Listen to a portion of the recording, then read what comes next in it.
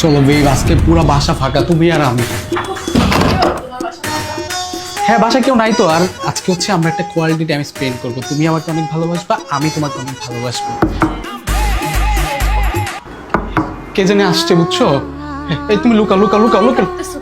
আরে না, আসছে আসছে, তুমি পরে বলতেছি লুকাও না। আরে লুকাও। আমি কেন লুকাবো? আমি কি চোর? আর না লুকা, পরে বলতেছি লুকাও।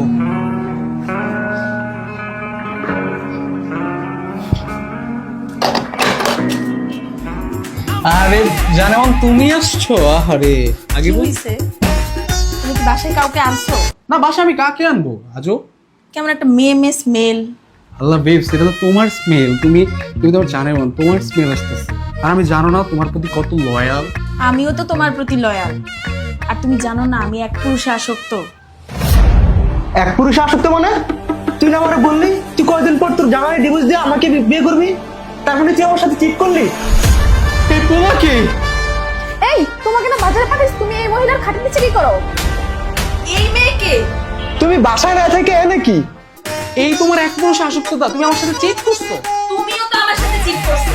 তুমিও তো ঘরে বউ রেখে আমার সাথে চিট করছো। তুমি তো ঘরে জামা রেখে আমার সাথে চিট করছো।